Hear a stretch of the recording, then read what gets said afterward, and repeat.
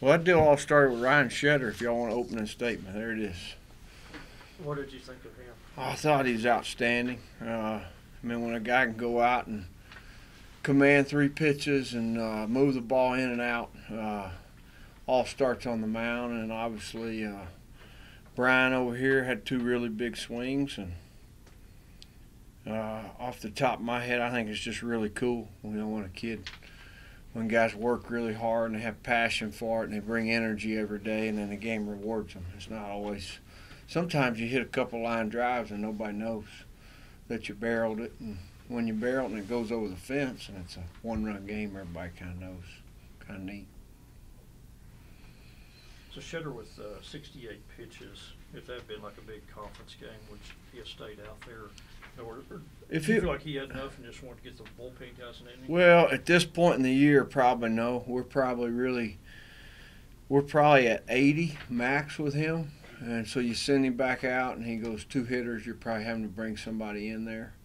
And so I really thought it was a good time to get him out, and other guys need work. Everybody's trying to find rhythm and timing right now. Everybody is. And so the more times you can run guys out there, the better off we're going to be. So given the news that you guys got over the weekend about Stephen,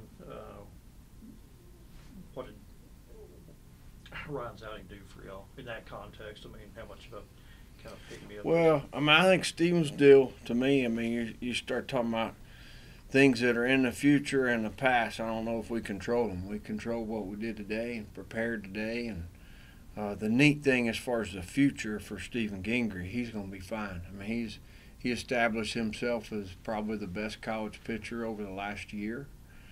And, you know, I mean, you can go back and do your research. When you do that and you pitch for the USA team, usually it works out for you as far as the draft goes. As far as our team goes, we need to, I mean, obviously, Shetter was going to need to pitch good either way, if that makes sense. So, what have you been the most impressed with your team in these first 5 games? Most impressed with, probably more than anything, just the guys. I mean, we've got some guys that really have a passion to play. They bring good energy to play. You know, they have a good approach to playing. Not always going to get the results you want, but they do have a passion for it and they work at it. And that's probably the biggest thing is you know, the ability to go out and prepare and then just embrace each opportunity as they come. I think at least 4 of Ryan's 9 Ks were drop third strikes. Does that mean his ball? Was his ball moving? They were dropped. Yeah, I mean, in other words, swinging. Kelser either tagged him out or threw to first. Oh, okay. I mean, is that an indication that his ball is moving, you think, or? Well, most of the time it means there's a breaking ball, Yeah. and the ball was down, and maybe he was in between blocking it or catching it. Most of the time you're blocking it when that happens. Usually it's not a fastball.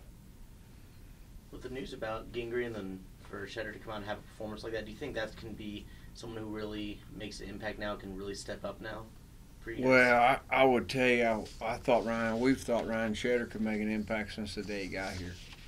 And I mean, really what you saw today was a really good outing, and you need to learn from that outing what made you good and what made it go. And again, I think everybody on our roster we feel like can impact a game and can execute, whether it's offensively or defensively, and got a lot of trust in them going and doing their job, and it's really neat to see. Obviously, guys in his 3rd year and had a good outing today, and he'll start getting ready for the next time. What would you kind of consider your rotation now? In other words, your first 3. Well, top 3 guys. it's kind of neat because last weekend we went with the doubleheader. We had McMillan through on Saturday, so we'll leave it just like it is. I mean, Martin, McMillan, Lanning, Shetter. For the next 4, I'm sure. That's kind of what we've talked about. And believe me, we talk about it. We try to figure out if we can get better, just like you do offensively, just like you do in anything. But right now, that's right where we are. Do you know when Stephen will have his surgery? No. But he is going to have it, Tommy John. Well, I mean, I guess he could decide not to. If he does that, he's decided not to play baseball ever again. So that's his decision. I have had one of the best players I ever recruited decided not to have one time. It wasn't Tommy John. It's another surgery. He said, I'm out. I'm going to go make a living.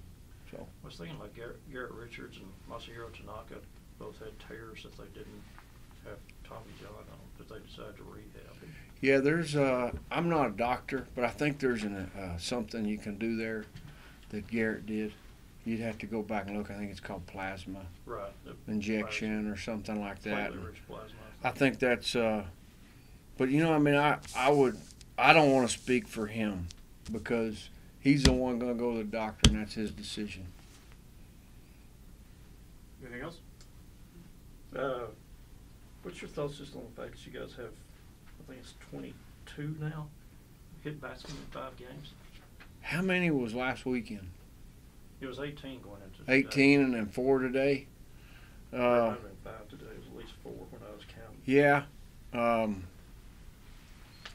I don't know. I mean, I guess we're fortunate right now that you've hit that many times and nobody's got hurt. Like the other day when it hit Cam's hand, we were all kind of going, oh, man.